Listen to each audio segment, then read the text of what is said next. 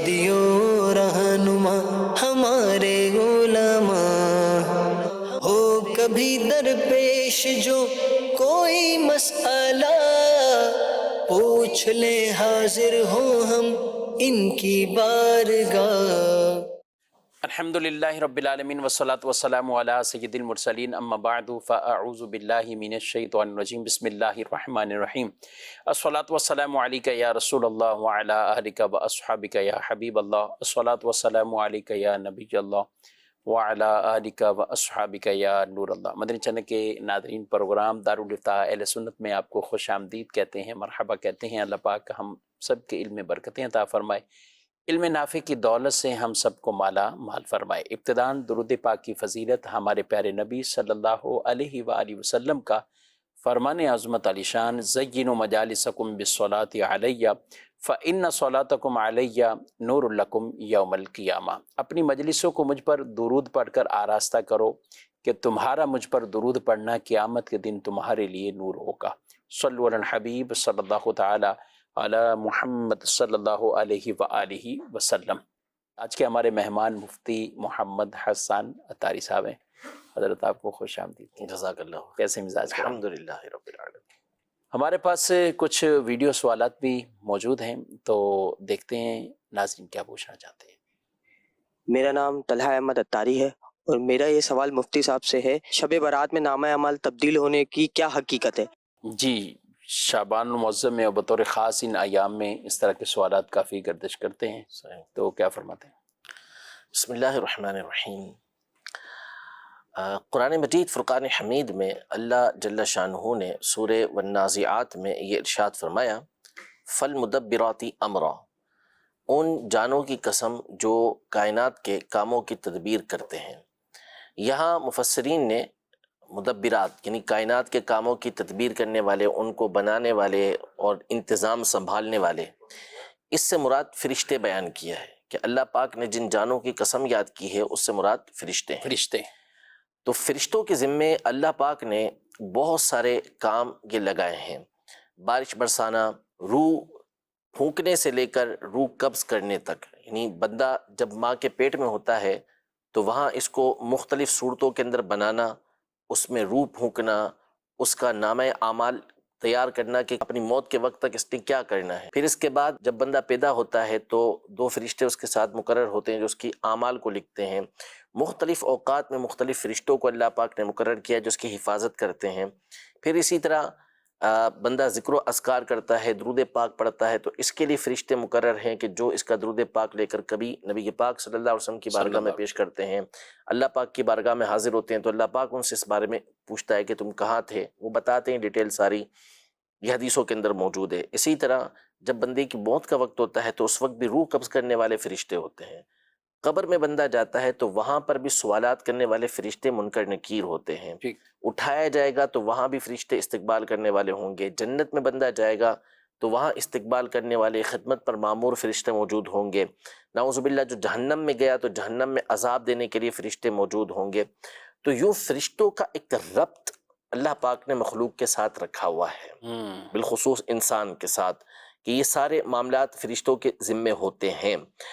तो अल्लाह पाक हर चीज़ का हकीकी तौर पे ख़ुद ही तदबीर फरमाने वाला है, ख़ुद ही हर काम वही फरमाने वाला है, लेकिन उसने ये बातनी ज़िम्मेदारियाँ फ़रिश्तों को दी हुई हैं। जैसे ज़ाहिरी तौर पर बहुत सारी ज़िम्मेदारियाँ आम मखलूक के ज़िम्मे हमें नज़र आती हैं, तो ये चीज़ें अल्लाह पाक ने फ़रिश्तों को इनके ज़िम्मे लगाई हैं। इसका मतलब ये है कि अल्लाह पाक इनको कुदरत देता है, इनको हुक्म देता है और वो अल्लाह पाक की दी हुई कुदरत और उसके हुक्म से ये काम कर रहे होते हैं। तो अब हमारे नामे आमाल भी जो लिखते हैं फ़रिश्ते, वो भी अल्लाह पाक की तरफ से मुकर्रर हैं। हालांकि अल्लाह जल्ल शानुहु इसका मोहताज नहीं कि वो फ़रिश्ते लिखें, वो भूल से पाक है और वो ज़माने से पाक है, उसके सामने हर चीज़ हर वक्त मौजूद है।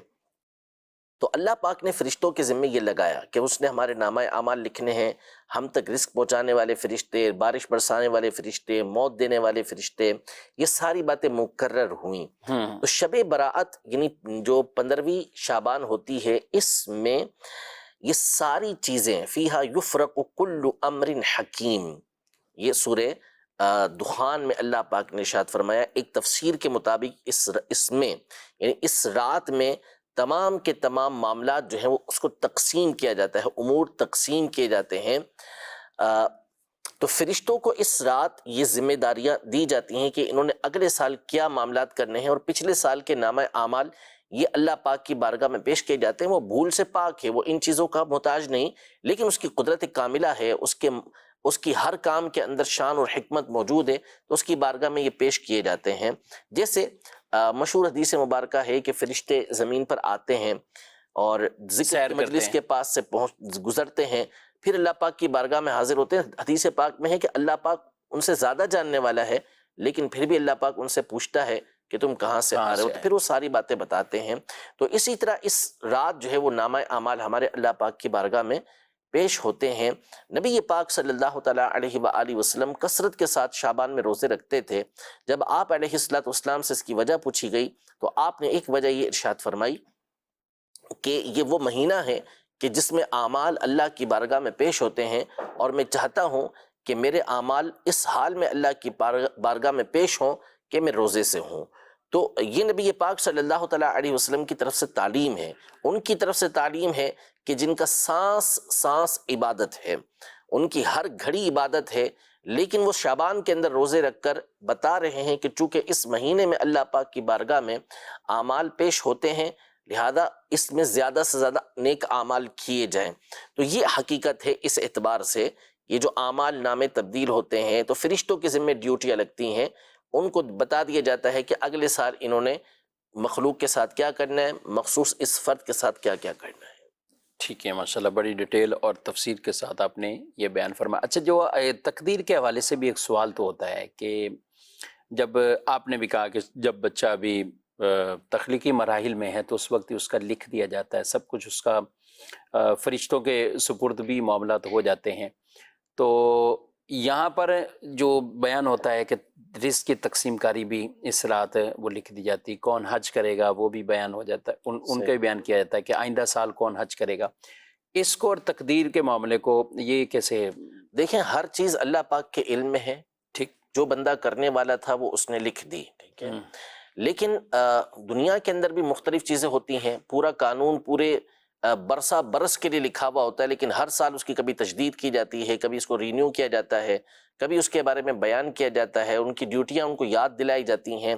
تو دنیا کے اندر جب مختلف معاملات کے اندر اس طرح ہوتا رہتا ہے تو اللہ جل شانہ کی تو اس میں ہزارہ ہزار حکمتیں ہیں کہ وہ اس رات کی اہمیت کے پیش نظر کہ لوگ اس رات کو سمجھیں، حالانکہ ہر چیز پہلے سے مقرر ہے، وہ اللہ پاک کے علم کے اندر ہے، لیکن اب فرشتوں کو اس کا علم دیا جا رہا ہے، فرشتوں کو آگے کے معاملات بتائے جا رہے ہیں، یہ اس بات پر تنبیہ کرنے کے لیے کہ اس رات کی نزاکت کو مخلوق سمجھے اور زیادہ سے زیادہ اللہ تبارک و تعالیٰ کی اس رات میں عبادت کرے۔ ورنہ اللہ پاک کے علم میں تو ساری چیزیں پہلے سے مقرر ہیں، فرشتوں کے ذمے یہ سال بھر کی ڈیوٹی ایک ساتھ لگائی جاتی ہے۔ ٹھیک ہے، اور ان میں پھر یہ کہ دعا بھی کی جاتی ہے کہ ہمارے لیے ظاہر ہے اس چیز کا تو تقدیر میں جو کچھ رزق اس کے مقدر میں، کئی لوگ ایسے سوال کرتے ہیں نا کہ پھر دعا کا کیا فائدہ ہوتا ہے؟ دیکھیں، تقدیر کا جو معاملہ ہے اس میں دو باتیں، ایک چیز تو یہ کہ تقدیر کے بارے میں بحث سے تو منع کیا گیا۔ ٹھیک، حضرت ابوبکر اور حضرت عمر رضی اللہ تعالی عنہما آپس میں گفتگو کر رہے تھے اس حوالے سے۔ نبی پاک صلی اللہ علیہ وسلم باہر تشریف لے کر آئے، جب ان کو گفتگو کرتے ہوئے دیکھا تو آپ علیہ الصلوۃ والسلام کے مبارک چہرے کے حوالے سے حدیث پاک میں ہے کہ انار کی طرح سرخ ہو گیا، جلال میں تشریف لے آئے کہ یہ کس موضوع پہ گفتگو کر رہے ہیں، حالانکہ امت کی افضل ترین ہستیاں ہیں۔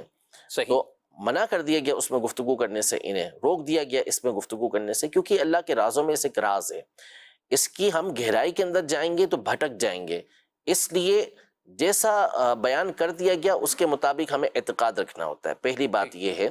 اچھا، دوسری بات یہ ہے کہ دعا، تو دیکھیں تقدیر کی علماء نے قسمیں بیان کی ہیں احادیث طیبہ کی روشنی میں، کہ ایک تقدیر تو وہ ہوتی ہے کہ جس کو مبرم کہا جاتا ہے، یعنی وہ ایسی تقدیر ہے کہ اب اس میں کسی طرح کی کوئی تبدیلی ہو ہی نہیں سکتی، اللہ پاک کے علم کے اندر ہوتا ہے۔ دوسری تقدیر ہوتی ہے جس کو معلق کہا جاتا ہے۔ تین قسمیں ہیں، لیکن دوسری کو آسانی سے سمجھ لیں، معلق ہوتی ہے، یعنی یہ لکھا ہوا ہوتا ہے تقدیر میں کہ اگر اس بندے نے اس طرح کیا تو اس کا معاملہ اس طرح ہو جائے گا، یعنی اس نے دعا مانگی تو اس کی فلاں مصیبت ٹل جائے گی، اس نے دعا مانگی تو اس کی فلاں حاجت پوری کر دی جائے گی، اور اگر اس نے دعا نہ مانگی تو اس کے ساتھ یہ معاملہ ہوگا، دعا نہ مانگی تو اس کی فلاں حاجت پوری نہیں ہوگی۔ یہ تقدیر معلق کے اندر ہوتا ہے، اللہ پاک کے علم کی جو تقدیر ہے اس میں ایسا نہیں ہوتا۔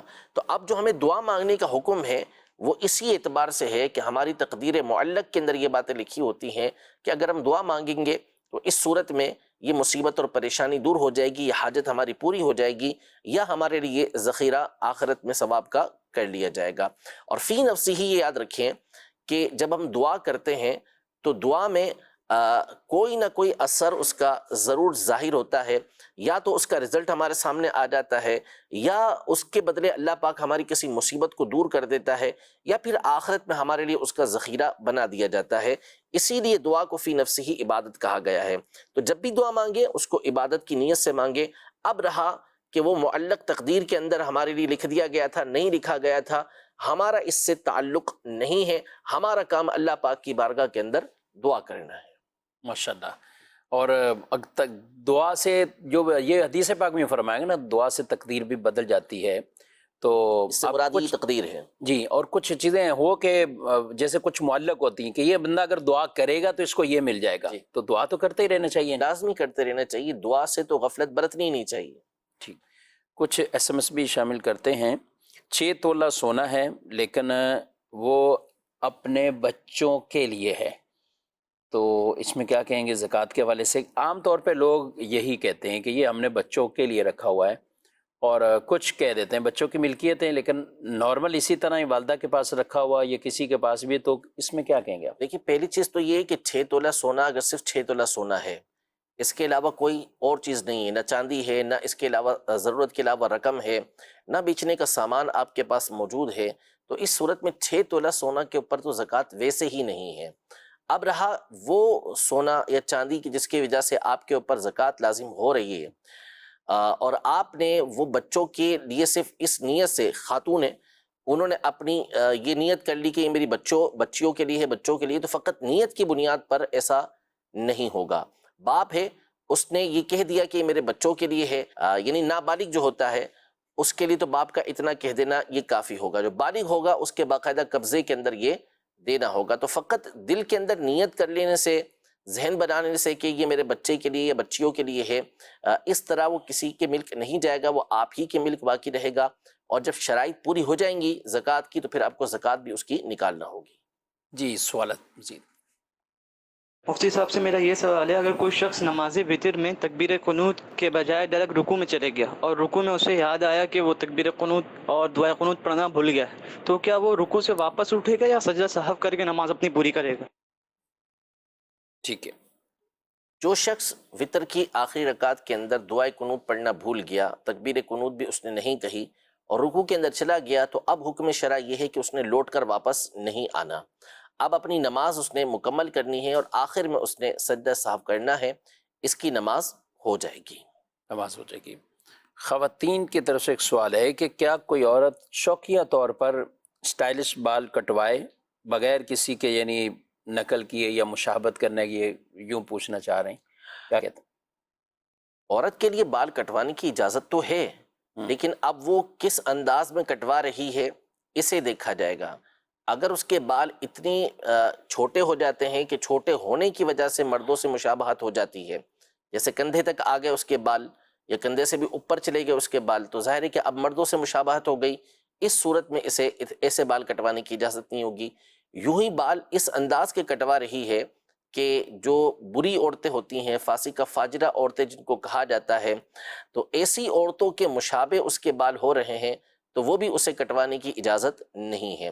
اگر ویسے ہی کٹواتی ہے، کوئی اس طرح کے برے فیشن نہیں ہے اس میں، کسی بری عورت کی طرح اس کے بال نہیں ہو رہے، اس سے مشابہت نہیں ہو رہی، تو اس کے بال کٹوانے میں حرج نہیں ہے۔ ٹھیک ہے۔ اچھا، بعض اوقات سامنے سے بال تھوڑے سے کاٹ لیے جاتے ہیں اور وہ ہوتے ڈیزائن ہوتا ہے پورا کہ پف نما بنا لیں گے، بالکل ہوتا ہوا آتا ہے، تو دیکھیں جب بال کہیں سے بھی ہوں ٹھیک، وہ کندھوں سے اوپر آئیں گے تو اتنے کٹوانا یہ جائز نہیں ہوگا۔ جائز۔ اب وہ یوں اس انداز میں کٹوائے جس کی وجہ سے یہ بال کندھوں سے اوپر ہو گئے، تو یہ ناجائز ہو جائے گا. یعنی سر کے کسی حصے کی طرف سے بھی بال اگر کندھوں سے اوپر وہ چھوٹے ہوتے ہیں، بھلے دیگر جگہوں کے بڑے بڑے بال ہوں تو بھی یہ وہی مردوں سے مشابہت کی وجہ سے ناجائز ہو جائیں گے. ٹھیک ہے.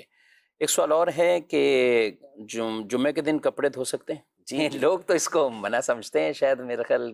نہیں، کوئی اس میں حرج نہیں ہے. اب وہ جمعے کی سعی کے لیے ایک احکام الگ ہیں، لیکن وہ مردوں کے لیے عام طور پر ہوتے ہیں، اور وہ بھی نماز جمعہ کی اذان ہونے کے بعد وہ احکام شروع ہوتے ہیں.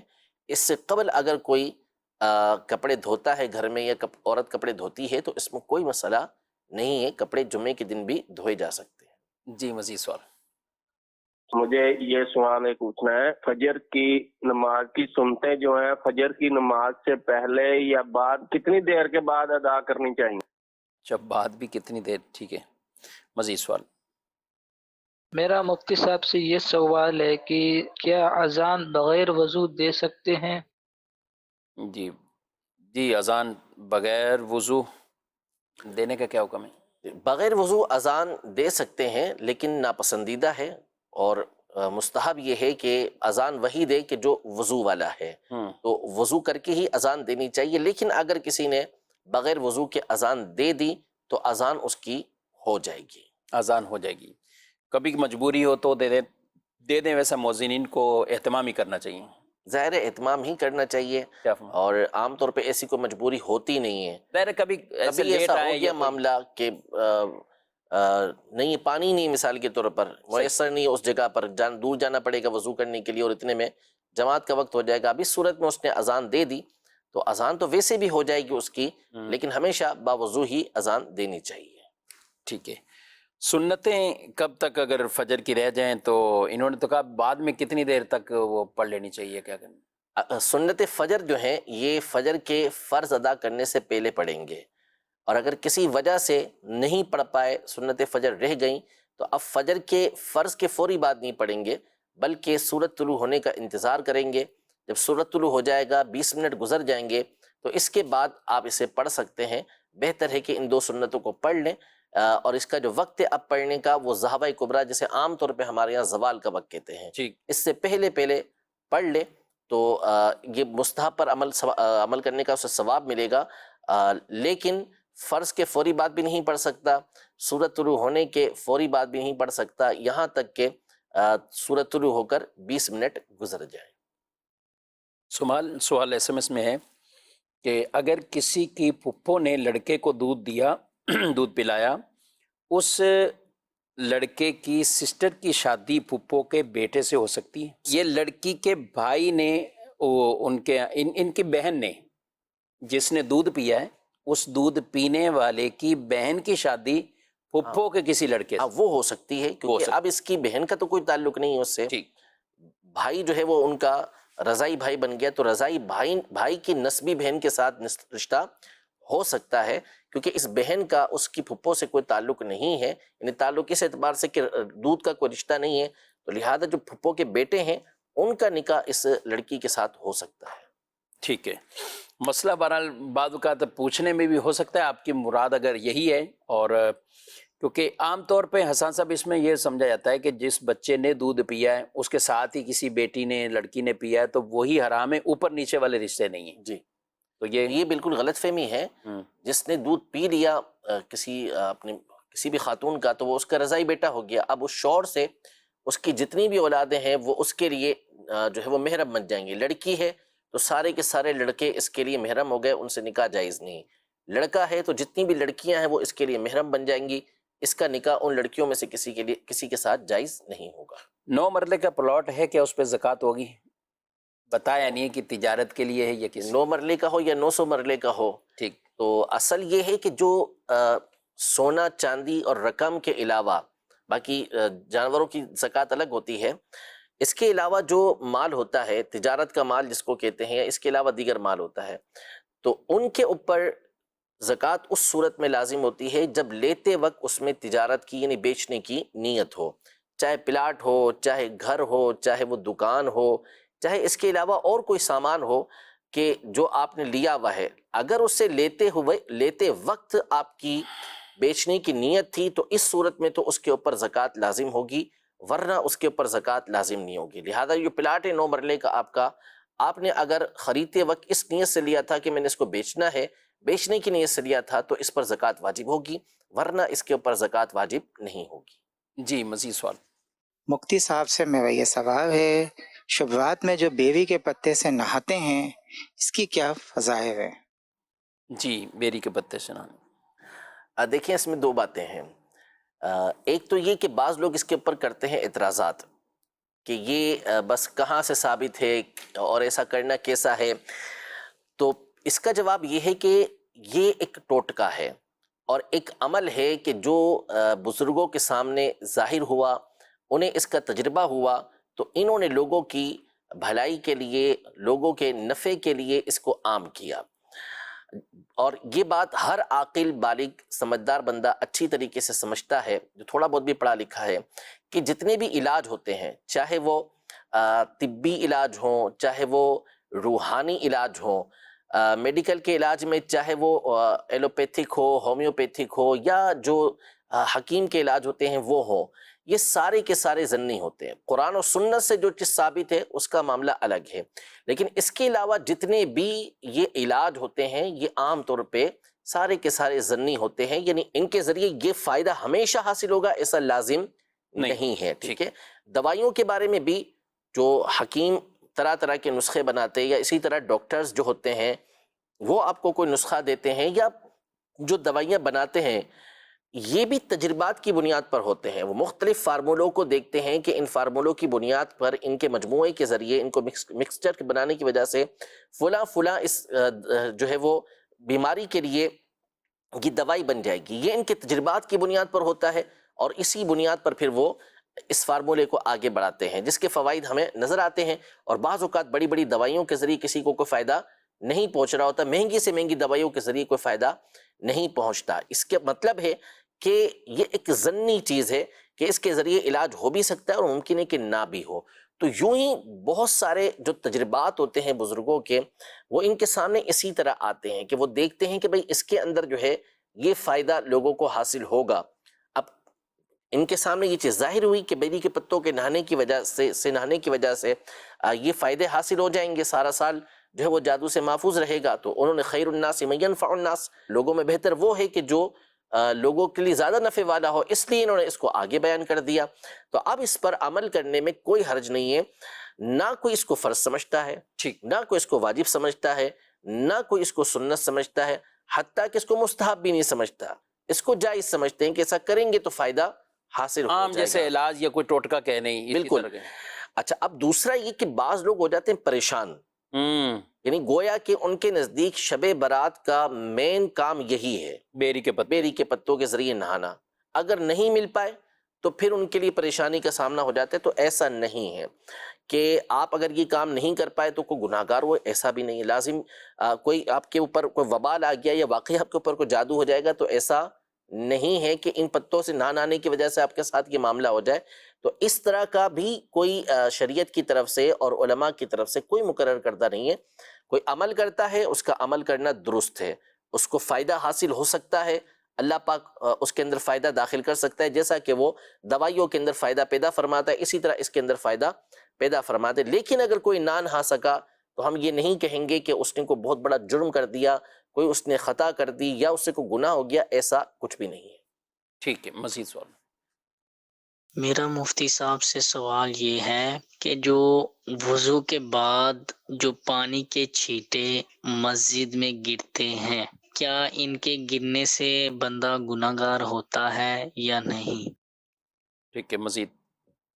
یہ بچے کے کان میں جو اذان دی جاتی ہے، کہتے نا جب کوئی طوفانی بارش ہو اذان دی جاتی ہے، اور اس کے بعد مکان کے اندر نیا مکان بنایا جاتا ہے، اس میں اذان دی جاتی ہے، یہ اذان پوری دی جاتی ہے یا حی علی الصلاۃ حی علی الفلاح کچھ پڑھا جاتا ہے؟ جی، پوری اذان دینی ہے یا اس میں کچھ یہاں تک پڑھنا ہے؟ اذان کا ہر کلمہ نفع بخش ہے، لیکن ظاہر ہے کہ جب اذان کہا جائے گا کہ اذان دینی ہے تو پھر پوری ہی اذان دینی ہے۔ جو عام روٹین کی اذان دی جاتی ہے اسی کے مطابق بچے کے کان میں بھی اذان دی جائے گی، اسی کے مطابق جب قبر پر اذان دیں تو وہی اذان دیں۔ یوں ہی جو آفت آئی، مصیبت آئی، پریشانی آئی، اس وقت اذان دیتے ہیں تو وہی اذان دیں گے جو عام روٹین کے اندر اذان دی جاتی ہے۔ اچھا جی، پانی کے یہ چھینٹے وغیرہ وضو کرنے کے بعد اگر تو قصدن یعنی جان بوجھ کے کوئی گراتا ہے تو ظاہر ہے کہ یہ گناہ ہے، اس کو علماء نے ناجائز لکھا۔ پانی کے قطرے اگر فرش مسجد کے اوپر کوئی گراتا ہے، مسجد کے فرش کے اوپر گرتے ہیں تو یہ گناہ ہوگا۔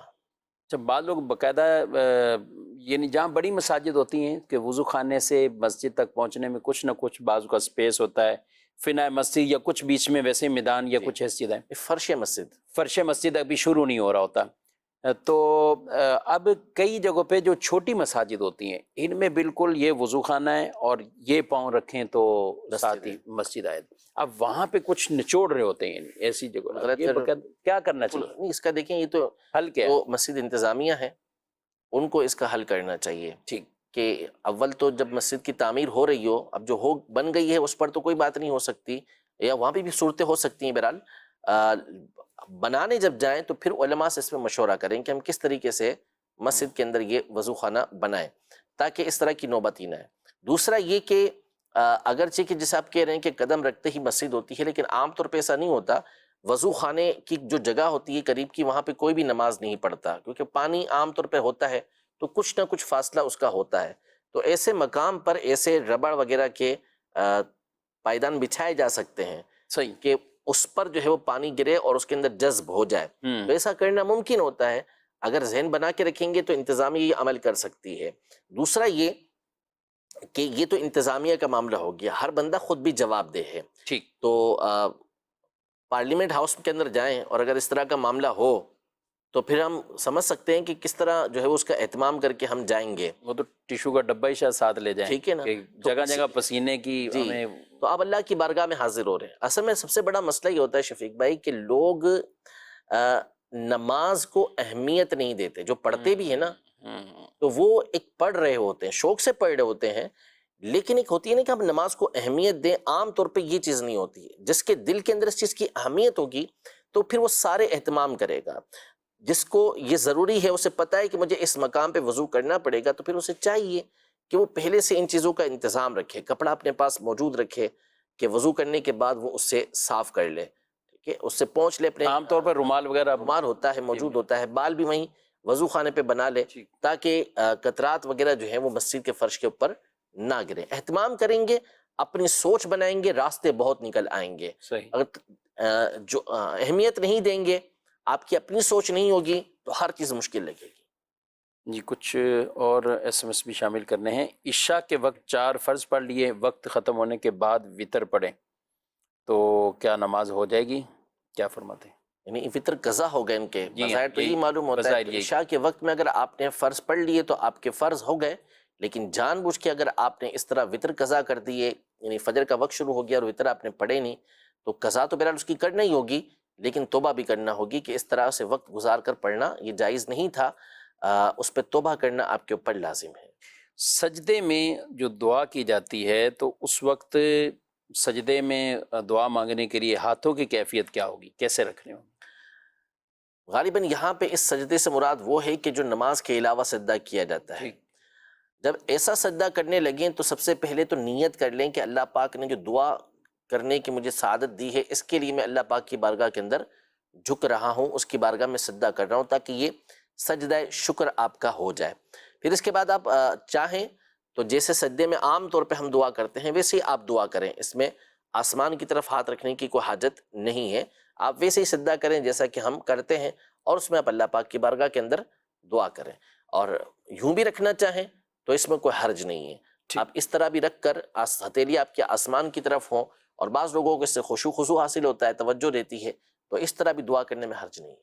اچھا، اگر نماز کا سجدہ ہے تو نماز کے سجدے میں تو پھر نہیں کریں گے اس طرح، کیونکہ وہ تو سنت طریقہ کار یہ ہے کہ آپ نے انگلیاں جو ہے وہ قبلہ رو رکھنی ہے، تو اس میں تو ویسے بھی نفل کے سجدے میں دعا کریں گے، کیونکہ فرض کا جو سجدہ ہوتا ہے اس کے اندر طویل اذکار نہیں کیے جاتے، آپ نے جو ہے وہ نفل کے سجدے کے اندر دعا کرنی ہے، اور وہ دعا پھر اس میں شرائط ہیں، ایک تو یہ کہ وہ عربی زبان کے اندر ہوگی، پھر یہ کہ وہ دعا وہ ہوگی کہ جو بندوں سے نہیں مانگی جا سکتی، بندوں سے اس چیز کا سوال نہیں کیا جا سکتا، وہ سوال ہوتا ہی اللہ پاک سے، جیسے اللہ میری مغفرت فرما دے، مجھے جنت عطا فرما، مجھے جہنم سے محفوظ فرما، نیک صالح اولاد مجھے عطا فرما، یہ جو ہوتی ہیں جو بندوں سے نہیں مانگی جاتی بلکہ اللہ پاک سے مانگی جاتی ہیں، بندوں سے اس کو سوال نہیں کیا جا سکتا، تو ایسی دعائیں پھر آپ نے اللہ پاک کی بارگاہ میں سجدے کے اندر عرض کرنی ہے۔ ٹھیک ہے، یعنی عام نارمل جو دعائیں معصورہ ہیں، ربنا آتنا فی الدنیا حسنہ، یہ والی دعا، یہ اسی طرح کی کوئی دعا وہ پڑھ سکتے جی وہ پڑھ سکتے ہیں نوافل کے اندر۔ جی مزید سوال۔ مفتی صاحب سے میرا یہ سوال ہے کہ حدیث مبارکہ میں ہے سفر کرو صحت پاؤ گے، دوسری حدیث مبارکہ میں فرمایا کہ سفر عذاب کا ایک ٹکڑا ہے، تو اس حوالے سے آپ کیا فرماتے ہیں؟ سفر کرو اور غنی ہو ایک جاؤ طرف گے، میں مالدار ہو جاؤ گے، صحت، اور دوسری طرف ہے کہ سفر عذاب کا ٹکڑا ہے۔ دیکھیں احادیث طیبہ کے معنی اور مفاہیم جو ہوتے ہیں، مفہوم جو ہوتے ہیں، وہ اپنے اپنے مقام پر بالکل درست ہوتے ہیں۔ بندہ جب کاروبار کے لیے نکلتا ہے تو کاروبار کے اندر بھی رسک تو ہوتا ہے، لیکن وہ ہر طرح کا رسک لے کر پھر کاروبار کرتا ہے اور پھر اس کو نفع بھی حاصل ہوتا ہے، کبھی اس کے اندر اسے نقصان بھی ہو جاتا ہے۔ تو سفر بندہ جب اختیار کرے گا تو اس صورت میں اسے نفع حاصل ہوگا، یہ نبی پاک صلی اللہ علیہ وسلم نے فرما دیا۔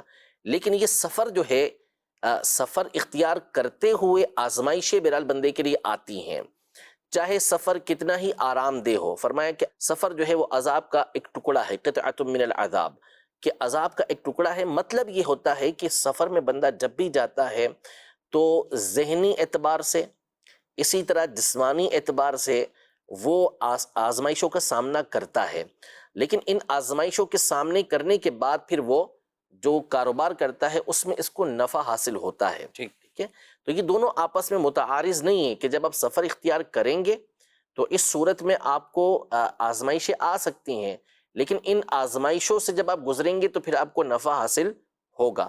اب اگر اچھی نیت ہے تو اچھی نیت پر آپ کو ثواب ملے گا، اور اگر کوئی نیت نہیں ہے تو جو وعدہ کیا گیا اس کے مطابق انشاءاللہ جیسا آپ کا اعتقاد ہوگا نفع آپ کو حاصل ہوگا۔ تو جو سفر ہے اس کے بارے میں فرما دیا کہ قطعۃ من العذاب، یہ عذاب کا ایک ٹکڑا ہے۔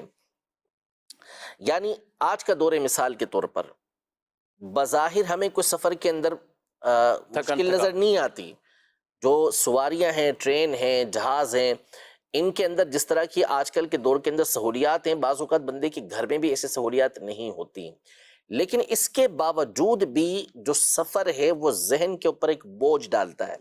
اسی لیے علماء نے فرمایا کہ جس طرح سفر یہ جسمانی تکالیف کا سبب بنتا ہے، یوں ہی ذہنی اعتبار سے بھی اس کے اندر یہ آزمائشیں بندے کے لیے آتی ہیں کہ وہ اپنے گھر سے دور ہوتا ہے، اگرچہ کہ کتنی ہی آسائشوں کے اندر وہ ہو۔ تو اسی بنیاد پر پھر جو قصر کے احکام ہوتے ہیں وہ بندے کے لیے مقرر ہوئے ہیں۔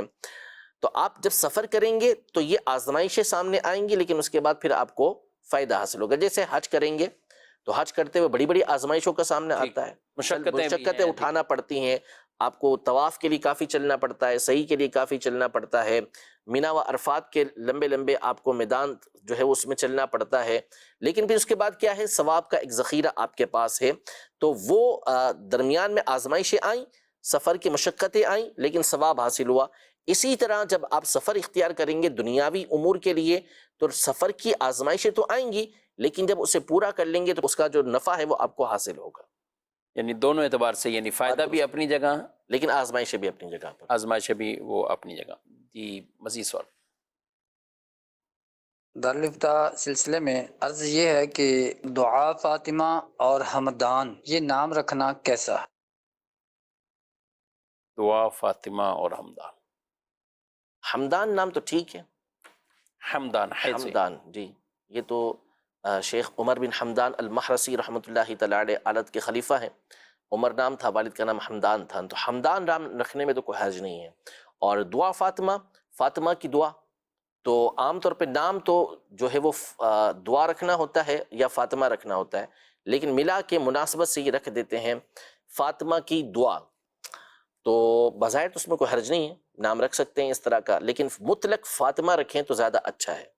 جو نبی پاک صلی اللہ تعالیٰ علیہ وسلم کی شہزادی سیدہ فاطمہ زہرا رضی اللہ تعالیٰ عنہا کا نام نامی ہے، اس سے نسبت رکھتے ہوئے نام فاطمہ رکھیں تو زیادہ اچھا ہے، لیکن اگر کوئی اس کے ساتھ ملا کے رکھتا ہے دعا فاطمہ، کنیز فاطمہ، ہدا فاطمہ یا اس طرح کے نور فاطمہ یہ رکھتا ہے تو اس میں کوئی مسئلہ نہیں ہے، رکھ سکتا ہے۔ سادہ صرف دعا بھی رکھ سکتے ہیں، بچیوں کے عام طور پہ نام یہ بھی نام رکھتے ہیں، لیکن ہے بڑی آزمائش ایسے ناموں کے اندر، اب جیسے نمازوں پہ بھی رکھنا ہے، عشاء رکھ دیا، اسی طرح اس دیگر. طرح دیکھیں نام کوشش وہ کرنی چاہیے کہ وہ نام رکھیں کہ جو اسلاف میں معروف ہوں، بزرگوں میں معروف ہوں، مسلمانوں میں معروف ہوں. ایسے ایسے نام، اب یہ تو پورا ہمارا کئی مرتبہ گفتگو اس پر ہو چکی ہے، ایسے ایسے نام ہیں کہ جس کا بیان کرنا ہمارے لیے بظاہر چینل پہ ممکن بھی نہیں رہتا کہ ہم یہ بول بھی سکتے ہیں یا نہیں بول سکتے. صحیح بات. نہیں پیچھے پڑا کریں ایسی چیزوں کے. بہترین خوبصورت نام یہ ہمارے اسلاف کے بچوں کے بھی موجود ہیں، بچیوں کے لیے بھی موجود ہیں. کتاب ہے پوری نام رکھنے کے احکام، اسے آپ لیجئے، بہترین کتاب ہے، اس کے اندر ایک سے ایک خوبصورت نام نسبت والا موجود ہے. جنہیں مدنی چینل کے ناظرین، آپ نے پروگرام ملاحظہ کیا، اپنا فیڈ بیک بھی ضرور دیجیے گا. اللہ پاک ہم سب کے علم میں برکتیں عطا فرمائے. آمین بجاہ النبی الامین صلی اللہ علیہ وسلم. ہادی و رہنما ہمارے علماء، ہو کبھی درپیش جو کوئی مسئلہ، پوچھ لے حاضر ہو ہم ان کی بارگاہ.